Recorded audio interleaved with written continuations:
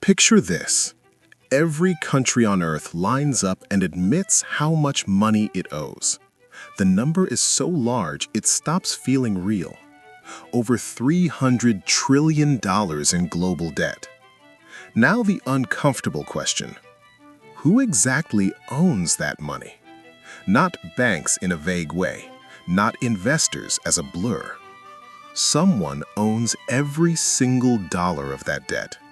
Someone expects to be paid back. And that's where things get strange. Because when you trace the ownership carefully, you start realizing the world owes money mostly to itself. But also doesn't. Let's unpack that. This matters right now because governments are borrowing faster than ever. Interest rates are high, budgets are stretched, and the phrase debt crisis is quietly creeping back into serious conversations. If you think debt is just something governments deal with in the background, you're wrong. Debt shapes taxes, inflation, jobs, and how fragile the system really is. So let's start simple. When a country needs money, it borrows. It issues bonds, basically IOUs. A government says, "Lend me money today, I'll pay you back later with interest." Those bonds are sold to buyers. Here's the first surprise. The biggest buyer of government debt is not foreigners. It's not billionaires. It's not even banks. It's ordinary people. Your pension fund, your insurance company, your retirement savings. When you contribute to a pension, that money doesn't sit in a vault. It gets invested. And one of the safest, most boring places to park money is government bonds. So when a country borrows, it's often borrowing from its own citizens without them realizing it. That's domestic debt. In countries like Japan, this is extreme. Japan's government debt is massive, over twice its economy. But most of it is owed internally. Japanese institutions, Japanese pensions, Japanese savers. So Japan owes money, but it mostly owes it to itself. Sounds safe, until you zoom in. Because now the government has to tax the same population to pay interest back to that same population. Money going in circles. Next layer, banks. Banks buy government bonds too. Why? Because governments are treated as safe, and banks are required by law to hold safe assets. This creates a quiet dependency. Governments need banks to buy their debt. Banks need governments to stay solvent. They are tied together. When one wobbles, the other feels it. Now let's talk about central banks. This is where things get weird. Central banks were not supposed to be major owners of government debt.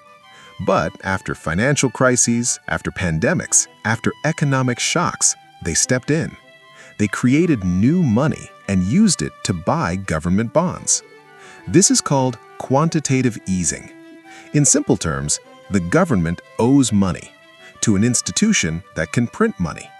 So does the government really owe it? Technically, yes. Practically, it's complicated. Interest paid by the government goes to the central bank, which often sends profits back to the government. It's like paying rent to yourself through a very serious-looking process. This creates the illusion of safety, but also masks the risk. Because if too much money is created, the bill shows up somewhere else. Prices. Now zoom out globally. Some countries don't just borrow internally. They borrow from the rest of the world. This is where power dynamics appear. The United States is the best example. The US borrows in its own currency, dollars. Foreign countries buy US debt because they need dollars for trade, oil, technology, global transactions. China, Japan, Europe all hold trillions in US bonds. So who owns America's debt? Partly Americans, partly foreign governments, partly global institutions. But here's the irony. The dollar is the world's reserve currency, which means global trade depends on US debt existing. The world needs the US to keep borrowing. If America stopped issuing debt, the system would choke. So the largest debtor in the world is also the system's anchor. That's not stability. That's balance on a knife's edge. Now let's look at poorer countries.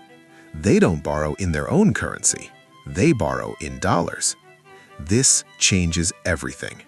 If their currency weakens, their debt grows automatically, without borrowing a single extra dollar. And who owns that debt? Foreign banks, global funds, international institutions. Power shifts instantly. If a rich country struggles, central banks intervene. If a poor country struggles, austerity follows. Cuts, pain, social unrest. Same concept, very different outcomes. Now, here's the uncomfortable math. Global debt keeps growing because it has to. Debt is not a bug in the system. It is the system. Money enters the economy as debt. Loans create money. Repayment destroys it. If everyone tried to pay off debt at the same time, money would vanish. Recessions would follow. So debt can never fully disappear. It can only be rolled over, extended, refinanced, shifted. That's why governments don't pay off debt. They manage it. Now contrast this with how debt is talked about. Politicians say debt is dangerous. Markets say debt is necessary. Citizens are told debt is irresponsible. All three are true, depending on who owes whom.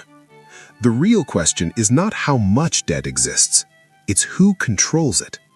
If debt is owned by domestic citizens, power stays local. If it's owned by foreign institutions, leverage shifts outward. If it's owned by central banks, the line between money and debt blurs. And right now, all three are happening at once. That's the tension. The world is running on promises layered on top of promises. As long as trust holds, the system works. When trust cracks, debt doesn't stop being boring. It becomes political, social, explosive. So when you hear that the world owes hundreds of trillions of dollars, remember this: the debt isn't floating in space. It belongs to someone, often to you indirectly, sometimes to rivals, sometimes to institutions that can create money from nothing. Which leads to the final question. If the world owes money mostly to itself, what exactly happens when faith in repayment fades? And who decides which promises still matter?